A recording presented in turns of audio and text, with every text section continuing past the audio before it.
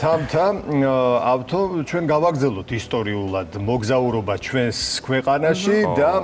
მე ძალიან მიხარია რომ ახლა უნდა წარმოგიდგინოთ ჩვენი ჟურნალისტი რომელიც გვანებივრებს საქართველოს სხვადასხვა რეგიონში გადაღებული საინტერესო თავგადასავლებით. მე პირადად ყოველთვის ველოდები მის სიუჟეტს და ვიცი რომ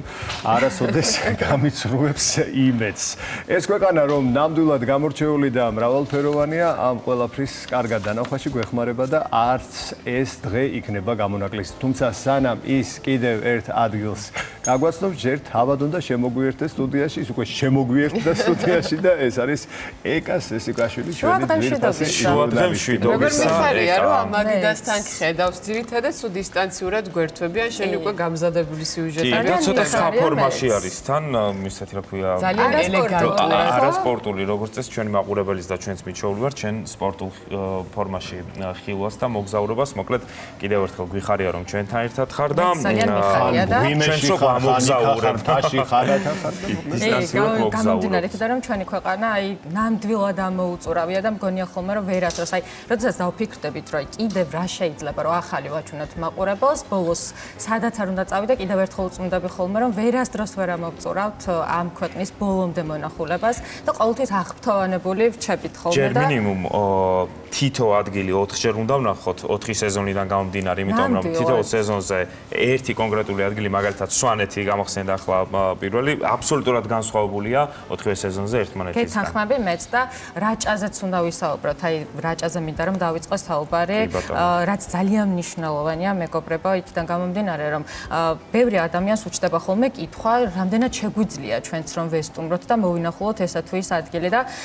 გახსოვთ ალბათ ჩვენი სიუჟეტიდან ჩვენ ვიყავით შოდას მთაზე და ჩემთვის ეს ადგილი გახდა აღმოჩენა იქიდან გამომდინარე რომ ბევრმა რაჭოლმაც კი არ იცოდა მინდა გითხრათ შოდას მთის შესახებ სადაც ულამაზესი სახაზოს ტბა იყო იქიდან გამომდინარე რომ რაღაც პერიოდის განმავლობაში ამ დრომდე იქ მისვლა შეუძლებელი იყო თუმცა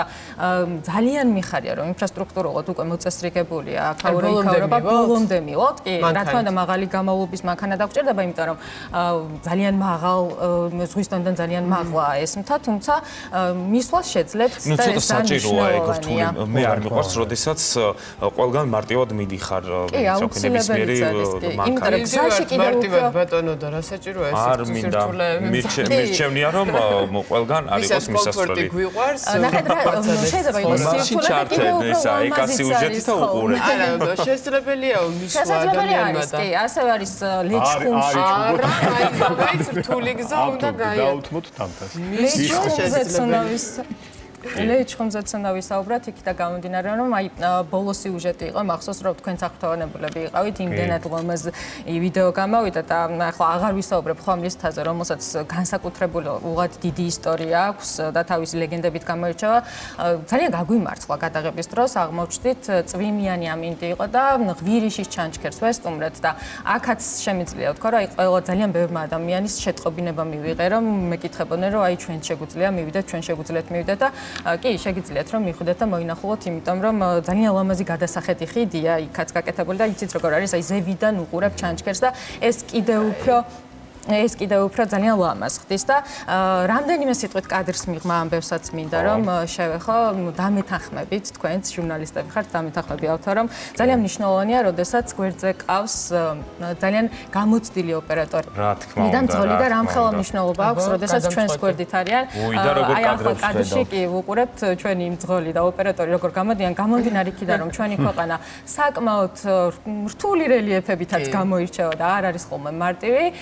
ხანდახან ესა გვიჭირს ხოლმე დანიშნულების ადგილას მისვლა და ახლა ვართ თმოგვის მთაზე, რასაც უყურებთ. ცოტა გაგვიჭირდა, მაგრამ მადლობა მინდა აქედან გადავუხადო ჩვენს გადამღებ ჯგუფს. მადლობა ნამდვილად, ხო, ბოლომდე არიან ხოლმე ჩვენს გვერდით. ახლა გურიაზეში უნდა გადავინაცვლოთ. თამხარების სიყვარული გურია. რომ მივდიოდი მე და შენ საუბრობდით ზუსტად და აცანას ვესტუმრეთ. ძალიან მინდოდა ერთი კითხვა დამესვა ბიჭებისთვის, არ ვიცით რო გვაქვს თუ არა გოგოს გულის მოსაგებად ყველაზე ისეთი უჩვეულო რა გაგიკეთებიათ. თქო, თუ მოკლედ მიპასუხებთ, მე გეტყვით რატომ საუბრობთ ამაზე. მოკლედ ვერ გიპასუხებ და ამიტომ რატომ თავშევიკავებ, ხო? მე გეტყვი მოკლედ. გასტროლით ვიყავი პეტერბურგში ადრე და ნევაში გადავხვდი გემიდან. უფ, კარგი ბრავო, და ზუსტად აი დღეს ვისაუბრებთ გურიაზე, სადაც მოკლედ სიუჟეტში გაიგებთ რატომ დაგისვით ეს კითხვა, მაგრამ ძალიან მოკლედ გეტყვით, აღმოვაჩინეთ ასეთი ქვა, აჯილდოვე ქვას ეძახდნენ. გურიაში არის აცანაში ეს ქვა და მოკლედ ბიჭები ეჯიბრებოდნენ ხოლმე გოგოს გულის მოსაგებად ერთმანეთს. საკმაოდ რთული იყო ამ ქვის. ოდნავადაც ვერ შევარხიეთ, მოკლედ მე და ჩემო ოპერატორმა ეს აცანაში მელობურთი ვიცოდი და ეს ნამდვილად არ ვიცოდი. ხო და აი სიახლე იქნება და ძალიან ლამაზი სიუჟეტი გამოგვივიდა, შემოდგომის ფერები განსაკუთრებულად მოუხდა რა თქმა უნდა გურიას და დარწმუნებული ვარ რომ ჩვენი მაყურებელი ისე ამოვნებს და იმედი მაქვს რომ თქვენც მოგეწონებათ.